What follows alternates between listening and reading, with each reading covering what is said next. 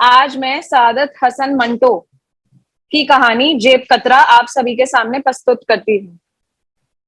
उसके पात्र है काशी, जेब कतरा, गिरधारी, काशी का साथी, बिमला, अध्यापिका, पंडित, काला चोर, ब्लैकमेलर। ऐसा मालूम हो कि बड़ी भीड़ भाड़ है, किसी के कंधे से कंधे छिल जा रहे हैं तीन चार फालतू आदमी। अरे भाई, ऊपर क्यों चढ़े आते हो? सुनाई नहीं देता क्या? अम्मा, कुछ होश की दवा करो। अरे भाई, ये धक्के क्यों देते हो? कुछ इस औरत का तो लिहाज करो, बेचारी पिस गई है। थोड़ी सी जगह बना दो बेटा। हाँ, तुम ही तुम ही जरा इधर हट जाओ। भाई, क्या हटे हो? बेचारी का बटुआ। ठहरिए, मैं उठा देता हूँ। ये लीजिए। शुक्रिया। अब ये क्या हो रहा है? रास्ता साफ क्यों नहीं होता? कहते हैं आगे एक छकड़ा उलट गया है। इतने छोटे बाजारों में छकड़े आखिर चलने क्यों दिए जाते हैं? या तो बाजार बड़े और चौड़े किए जाए, या इन छकड़ों का साइज छोटा किया जाए। अरे भाई, बाजार और छकड़े बड़े किए जाए या छोटे, हमारी गाड़ी तो चलती रहेगी। क्यों गिरधारी? ठीक है काशी, पर दात इस बात की दो कि किस सफाई के साथ लौंडी का बटुआ नीचे गिराया है मैंने, और बंदे ने किस सफाई के साथ उसका पेट चाक किया। काशी, क्या कहने हैं तुम्हारे? बस अब जरा इन सब्जों की बाहर दिखला दो। बड़े बेसब्र हो तुम गिरधारी। और अगर सब्जे ना हुए तो तुम काशी जेब कतरे नहीं, किसी दफ्तर के मुंशी हो। अम्मा, ऐसा कभी हो सकता है कि काशी कोई आदमी को ताके और उसके पास माल ना निकले? लो देखो, ज्यादा तो नहीं लग रहे हैं, 200 के आसपास होंगे। लो, तुम गिरो, तुम गिनो। अरे, ये कागज क्या है? हतवत होगा। नहीं नहीं, लिफाफा है। लो, तुम खोलो। लेकिन मैं तो कहता हूँ 5 पैसे का स्टैंप लगाकर डाक में डाल दो। क्या क्या पता याद करेगी वो हमें, बुढ़िया। अरे गिरदारी, खोल कर पढ़ लेता हूँ, क्या हर्ज है। रुको, खोलता हूँ। ये नोट तुम्हारे जेब से पसीने के ये नोट तुम्हारे जेब में पसीने से गीले हुए हैं, या बटुओं से ही ऐसे निकले हैं? भाई, मुफलीसी में आटा गीला सुना था, नोटों का गीला होना नहीं सुना था। अरे भाई, पूरे 10 100 हैं। मैंने कहा काशी, तुमने पहले गिने तो नहीं थे? अरे तुम एक खत बड़ी दिलचस्पी से पढ़ रहे हो काशी। तो क्या लिखती है श्रीमती जी? इश्क विश्क का किस्सा तो नहीं? मैं जो तुमसे कहता हूँ, ये चश्मे पहनने वाली औरतें इश्कबाज होती हैं। हमारी गली में एक चश्मा लगाने वाली औरत थी। शक्ल और उस सूरत से बड़ी खामोश और सोच विचार करने वाली दिखाई देती थी। लेकिन भाई, कुछ हमें भी तो बताओ कि क्या लिखा है। गिरधारी, बहुत बुरा हुआ है। अच्छा, कब हुआ था? मैं कहता हूँ बहुत बुरा हुआ है। लो, तुम खुद पढ़ लो। ये आज तुम्हें मजाक क्यों सूझ रहा है? अच्छी तरह जानते हो कि मैं पढ़ना अच्छी तरह जानते हो कि मैं पढ़ नहीं सकता। अगर पढ़ा लिखा होता तो क्या आज मैं जेबें काटता? तो क्या करते? सर काटता। लो, अब बताओ क्या लिखा है इस खत में। ये नोट भी मेरे हवाले करो, मैं उन्हें वापस करना चाहता हूँ। क्या करना चाहते हो? कहीं बहक तो नहीं गए हो?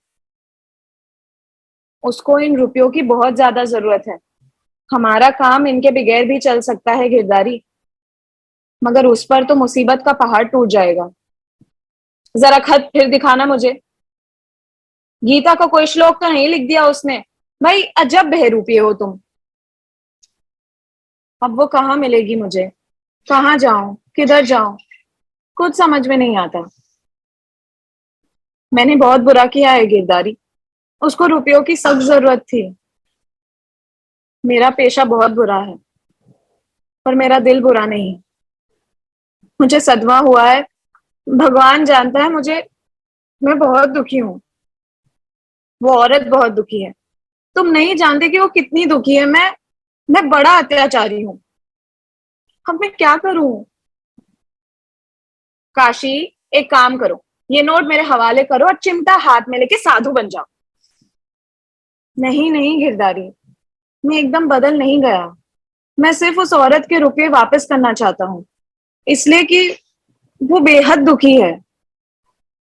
अगर नोटों के साथ एक खत ना होता तो मैं जाता हूँ उसकी तलाश में।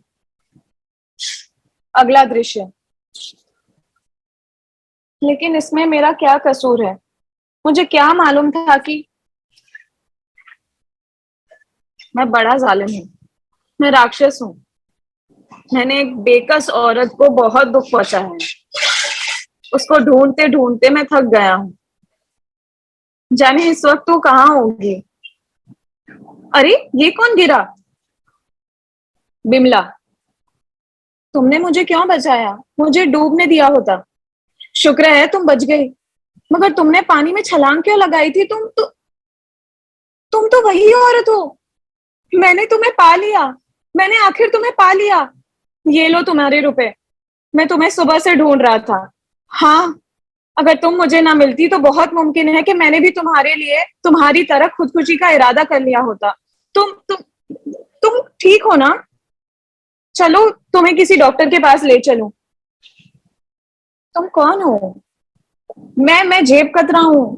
तुम्हारे बटुए से ये 200 के नोट मैंने उड़ाए थे। तुमने तुमने मेरे बटुए से नोट निकाले थे। पर अब तुम्हें क्या हो गया? तुम मुझे ढूंढते रहे। तुम मुझे क्यों ढूंढते रहे? तुमने ये हाथ आया हुआ माल मुझे क्यों वापस दे दिया? नोटों के साथ एक खत भी तो था जो मैंने।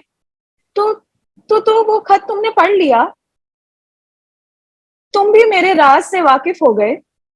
अब एक के बजाय दो हो गए। मैं मर क्यों नहीं गई?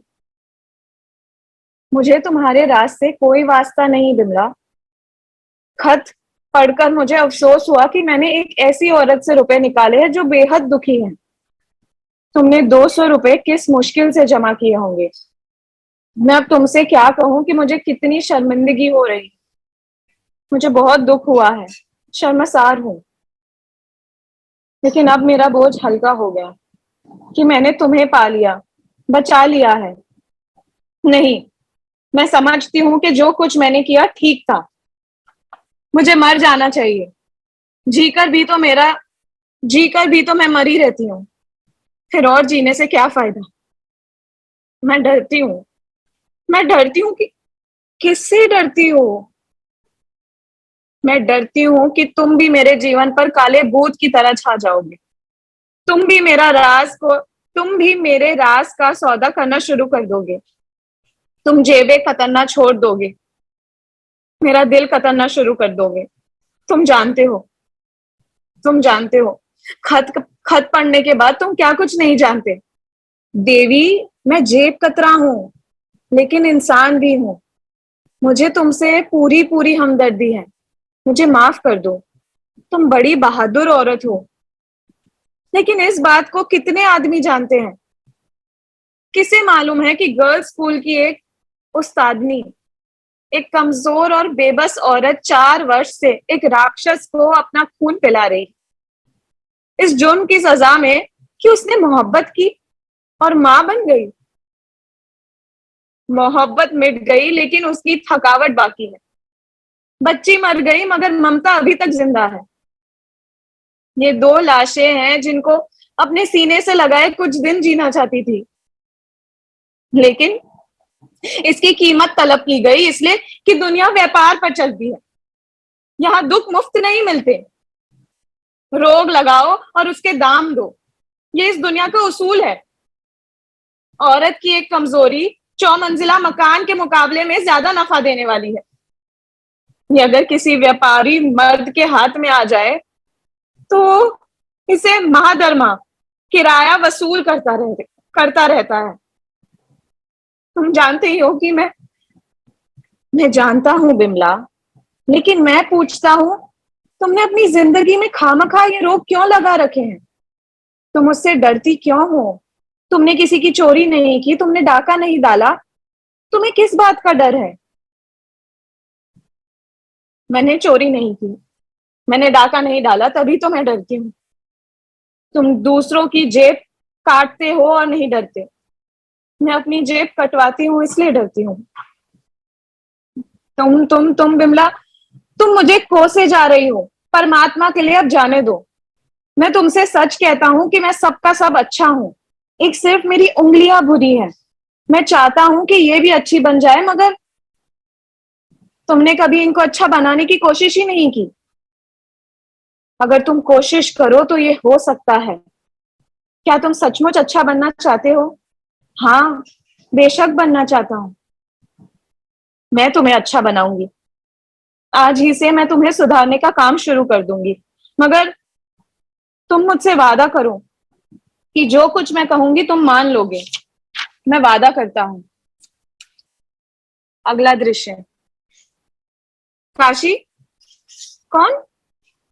तुम क्या कर रहे हो? कुछ भी तो नहीं, कुछ भी तो नहीं कर रहा। मैं सब कुछ देख चुकी हूँ काशी। पर मैं पूछती हूँ कि ये हरकत क्या थी? मैंने क्या किया है? मैं सारा दिन इस कमरे में बैठा रहता हूँ, तुम्हारी दी गई किताबें पढ़ता रहता हूँ। मैंने एक कदम बाहर नहीं निकाला। एक महीने से मैं कहीं बाहर भी नहीं गया।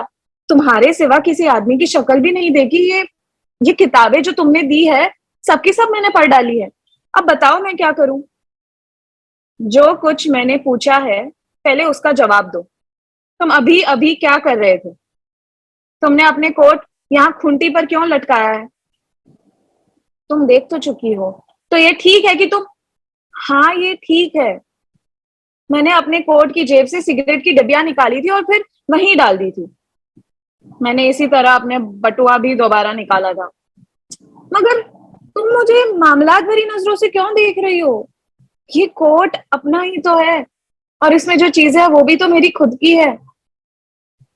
मैं अपने जेबों में से अपनी ही चीजें निकाल रहा था। इसमें क्या हर्ज है? काशी, तुम्हारी हालत काबिले रहम। तुम इतने बिगड़ चुके हो कि तुम्हें सुधारना बहुत ही कठिन काम है। मैं तो निराश हो चली हूँ। लेकिन बिमला, तुम कुछ गौर तो करो। ये चुटकियों में तो ऐसे काम हो नहीं सकते। ये भी तो सोचो कि मैं कितने वर्षों से जेबें काट रहा हूँ। एक महीने में तुम मेरी ये आदत कैसे दूर कर सकती हो? मैं तो कहता हूँ कि जितनी जल्दी ये बात दूर हो जाए उतनी ही अच्छी, उतना ही अच्छा है। ये उंगलियां आहिस्ता आहिस्ता राह पर आ जाएंगी। तुम निराश हो जाओगी तो मेरा क्या होगा? मैं तो धोबी का कुत्ता बन जाऊंगा। ना घाट का रहूंगा, ना घर का। परमात्मा के लिए निराश ना हो। मैं जरूर एक दिन इन उंगलियों को ठीक कर लूंगा। तुम्हें तुम्हें दरअसल पराये माल पर हाथ साफ करने का चस्का पड़ा हुआ है काशी। तुम कभी दुरुस्त नहीं हो सकते। तुमने आज तक खुद कमाकर खाया हो तो तुम्हें इन बातों का पता हो। तुम क्या जानते हो कि मेहनत मशक्कत क्या बला होती है? मेरी तरफ देखो। मैं दिन रात मेहनत करती हूँ, 100 रुपए महावर मिलते हैं। जिनमें से 50 नहीं, 50 नहीं, 70 उस आदमी को वसूल कर लेती हूँ। चाहिए तो ये था कि मेरे हर तरह का आराम मयसर होता। मगर तुम देख चुके हो। तुम जानते हो कि मैं बहुत दुखी हूँ। एक पल मुझे चैन नहीं मिलता। मेरे अभाव की सीमा ये है कि मैं एक निकम्मा फाउंटेन पेन भी नहीं खरीद सकती। हालांकि दूसरों के पास अच्छे अच्छे कलम देखकर रोज मेरा जी लग जाता है, मगर मजबूरी है। सीने पर पत्थर रखकर मैं काम मैं काम किए चले जा रही हूँ, इसलिए कि मुझे जीना है। एक तुम ही हो अपनी उंगलियों को काबू में नहीं ला सकते। तुम्हारे सामने तो फिर कोई मंजिल है, लेकिन मैं मंजिल की तलाश में भटक रही हूँ। तुम बड़े बदकिस्मत हो बिमला। मुझे मुआफ कर दो। मैं मैं मैं अब ऐसे हरकत कभी नहीं करूंगा। मैं सच्चे दिल से वादा करता हूँ कि फिर ऐसी हरकत कभी नहीं करूंगा। बहुत अच्छा, लेकिन सुन लो। अगर फिर तुमने मुझे निराश किया तो मैं तुम्हें बिल्कुल छोड़ दूंगी। अब मैं जाती हूँ, स्कूल का वक्त हो रहा है। काशी अपने आप से। चाहिए तो ये था कि मुझे हर तरह का आराम मिले, मगर तुम जानते ही हो कि मैं बिल्कुल दुखी हूँ। एक पल मुझे चैन नहीं मिलता। मेरी हालत तो ये है कि मैं एक निकम्मा सा फाउंटेन पेन भी नहीं खरीद सकती। हालांकि दूसरों के पास अच्छे अच्छे कलम देखकर रोज मेरा जी ललचाता है, मगर मजबूरी है। दूसरों के पास अच्छे अच्छे कलम देखकर रोज मेरा जी ललचाता है। दूसरा दृश्य।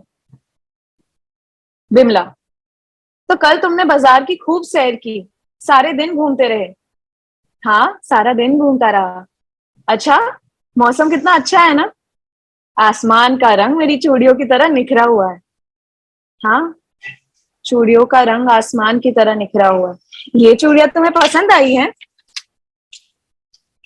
जब ये दुकान पर थी तो इतनी खूबसूरत नहीं थी, मगर अब तुम मुझे बनाओ नहीं। आज तुम्हारी सालगिरह है ना बिमला? हाँ तो सही, लेकिन सालगिरह अच्छी होती है। ये तुम क्या उठपटांग बोल रहे हो? नहीं तो मैं दरअसल कुछ और ही सोच रहा था। मैं सोचता हूँ, मैंने कई मर्तबा सोचा है कि अब दुनिया में मेरी हैसियत एक फालतू आदमी की हो गई है। छकड़े में अगर पांचवा पहिया लगा लगा दिया जाए तो मेरी हालत का अंदाजा किया जा सकता है। लेकिन नहीं, मैं अपने आप को कार आदम आदमी बना सकता हूँ। ऐसा हो सकता है, ऐसा हो सकता है तुमसे। यानी तुम मुझ पर इतनी मेहरबान हो तो क्या कुछ नहीं हो सकता। मेरा मतलब है कि कुछ नहीं। तुम कितनी अच्छी हो बिमला। मेरा जी चाहता है कि मैं तुम्हारी खिदमत करूं। खिदमत, खिदमत। हाँ, मेरा जी चाहता है कि तुम्हें खुश करने के लिए मैं कुछ ना कुछ जरूर करूं।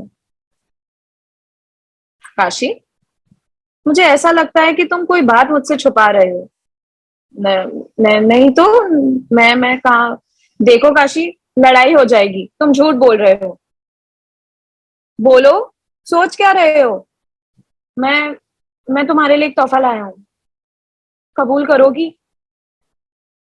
पहले मुझे तोहफा दिखलाओ। फाउंटेन पेन है। याद है, तुमने उस रोज कहा था, मेरे अभावों की सीमा ये है कि मैं एक निकम्मा फाउंटेन पेन भी नहीं खरीद सकती। हालांकि दूसरों के अच्छे अच्छे कलम देखकर रोज मेरा जी ललचाता है। मैं कल बाजार गया था, तो ये कलम तुम्हारे लिए। दिखाओ तो। ये लो। बहुत अच्छा है, बढ़िया कलम है। तुम्हें पसंद आ गया? क्यों नहीं। लेकिन तुमने ये लिया कहाँ से? लिया कहाँ से? लिया, बोलो कहाँ से लिया? एक राह चलते आदमी की जेब से। काशी, तुम काशी, तुमने मुझे क्या समझ रखा है जो चोरी की हुई चीज तुम मुझे तोहफे के रूप में दे रहे हो? मैंने तुमसे क्या पहले ही नहीं कहा था कि तुम कभी दुरुस्त नहीं हो सकते। चोरी चकारी तुम्हारे रोम रोम में घुसी हुई है। तुम तुम तुम बहुत ही जलील आदमी हो, मगर मगर मैं कुछ नहीं सुनने को तैयार हूँ। तुम बड़े ही जलील आदमी हो। क्या तुम ये समझ रहे हो कि चोरी का ये माल लेकर तुम मुझे खुश खुश कर दोगे? मगर मगर बिमला, तुम मेरी बात तो सुनो। तुम मेरी बात तो सुन लो। मैं कसूरवार हूं, लेकिन क्या? तुम जरा सोचो तो। यानी जो कुछ मेरे दिल में है उसकी तो खोज लगाओ। मैंने मैंने ये कलम इसलिए नहीं उड़ाया था कि तुम इसे देखकर खुश हो जाओगी। उस रोज जब तुमने कहा था, मेरे अभाव की सीमा यह है कि मैं एक निकम्मा फाउंटेन पेन भी नहीं खरीद सकती, तो यकीन मानो मेरी आंखों में आंसू आ गए थे। मैं मैं वो इंसान आज तक जो कभी भी नहीं रोया, मगर उस रोज मैं रोया। मैं मैं अब अपने दिल का हाल कैसे बयान करूं बिमला? मैं जानता हूं कि मैंने गलती की है। मैंने तुम्हें फिर निराश किया है, मगर मैं क्या करूं? राह चलते आदमी की जेब में जब मैंने ये कलम देखी तो अपने आप मेरी उंगलियों में हैरत पैदा हुई, और ये कलम मेरे पास था। मुझे बहुत अफसोस है। मैं सख्त मैं सख्त शर्मिंदा हूँ। काशी, तुम कभी दुरुस्त नहीं हो सकते। जेबें कतरने की आदत पकड़कर तुम्हारी तबीयत बन गई। तुम ठीक कहती हो। मुझे अफसोस इस बात का है कि के बावजूद पूरी कोशिश के मैं तुम्हें दुरुस्त ना कर सकी। तुम बहुत ज्यादा बिगड़े हुए हो। तुम्हारा कहना बिल्कुल ठीक है बिमला, लेकिन अब मैं क्या करूं? जाओ, जो जी में आए करो। लोगों की जेबें काटो, चोरी करो, डाका डालो। तुम्हें इस बात की क्या खबर है कि मैं। बिमला, परमात्मा के लिए तुम रो नहीं। मैं अच्छा हो जाऊंगा। मैं अच्छा बनने की पूरी कोशिश करूंगा। मैं जानता हूं अपने आप को दुरुस्त कर लूंगा, पर अपना मुंह दिखलाऊंगा। अच्छा, तो मैं चलता हूँ। अगला दृश्य। पंडित। मैं इस मामले पर ज्यादा गुफ्तगू नहीं करूंगा बिमला। बस सीधी सी बात है कि मैं यकमुश्त तुमसे कुछ रुपए लेकर तुम्हारे खत तुम्हारे हवाले कर सकता हूँ। बिमला, मेरा राज आप मेरे ही पास बेच रहे हैं। मुझे छानबीन पसंद नहीं। तुम्हें इन खतों की जरूरत है और मुझे यकमुश्त कुछ रुपयों की। क्या तुम्हें यह सौदा बिल्कुल मंजूर है? खत हासिल करने के बाद तुम्हें किसी का खटवा नहीं रहेगा। ये बात खास तौर पर काबिले गौर है। मैं अच्छी तरह गौर कर चुकी हूँ, पर मैं सोचती हूँ कि इनमें आपकी कोई अय्यारी छुपी हुई है। तुम्हारी आकांक्षाएं बिल्कुल गलत है। मैं एक सौदा करना चाहता हूँ। अगर तुम्हें मंजूर है तो ठीक है, वरना। कितने में आप फैसला करना चाहते हैं? सिर्फ 500 रुपए। ये बहुत है। इससे कम में सौदा नहीं हो सकता। सारे खत इस वक्त आपके पास हैं? नहीं। जब सौदा पक्का हो जाएगा मैं ले आऊंगा। तो आप ऐसा कीजिए कि आप गोरी बंदर स्टेशन पर मिल सकते हैं। यानी कि क्या आप कल मेरे खत गोरी बंदर स्टेशन पर 1 और 2 बजे के दरमियान वहां आकर इंतजार कर सकते हैं? ये सब हो जाएगा, मगर मेरा सवाल है कि आपका सौदा मुझे मंजूर है। मैं कल रुपये ले आऊंगी। आप सारे खत ले जाइए, ले आइएगा। देखिए, कोई बाकी ना रखिएगा।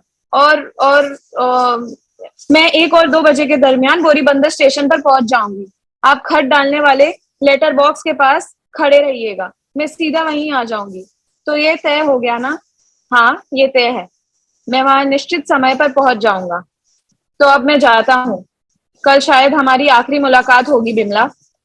परमात्मा करे कि ऐसा ही हो। तो आप कल 1 और 2 बजे के दरमियान वहां पहुंच जाना। हाँ हाँ, मैं पहुंच जाऊंगा। बिमला अपने आप से। अब मुझे काशी की तलाश करनी होगी। वो मिल गया तो सब कुछ ठीक हो जाएगा। अगला दृश्य। काशी कहाँ है? 3-4 दिन से मुलाकात नहीं हुई, घर होगा। आपको पता है काशी कहाँ है? जी नहीं। काशी कहाँ है? अस्पताल में। अस्पताल में? किसी ने मुझे बताया था कि वो 3-4 दिन से अस्पताल में है। नहीं, 3-4 दिन नहीं, 10-15 दिन से। क्योंकि उसने मुझे ये भी बताया था कि बस अब वो अस्पताल से आने ही वाला है। काशी। बिमला, ये तुम्हें क्या हो गया? तो मुझे ये बताओ कि अब तुम्हारी तबीयत कैसी है? बिल्कुल तंदुरुस्त है बिमला। मुझे क्या हुआ? कुछ भी तो नहीं हुआ, ऐसे ही। तुम बिल्कुल ठीक हो ना? हाँ हाँ। मुझे तुमसे एक जरूरी काम है काशी। तुम चल फिर तो सकते हो ना? तुम्हें यहाँ से जाने की इजाजत तो मिल जाएगी ना? हाँ हाँ, क्यों नहीं। कहो। तो अभी तुम्हारे साथ चलने को तैयार हो। बताओ क्या काम है। मैं बताता हूँ। मैं बताती हूँ। देखो, कल 1 और 2 बजे के दरमियान बोरीबंदर स्टेशन पर एक आदमी आएगा। मैं तुम्हें उसका हुलिया बता दूंगी। बहुत अच्छा। और और उस आदमी की किसी जेब में खतों का एक पुलिंद होगा। एक पुलिंदा होगा। तुम उसे उड़ा लेना। वे खत मुझे मिल जाएंगे तो तुम उड़ा लोगे ना? ये खत मेरे लिए। तुम चुप क्यों हो गए? बोलते क्यों नहीं? बिमला, मैं अच्छा बन गया हूँ। मैं अपने दोनों हाथों की उंगलियां कटवा चुका हूँ। देखो, ये देखो।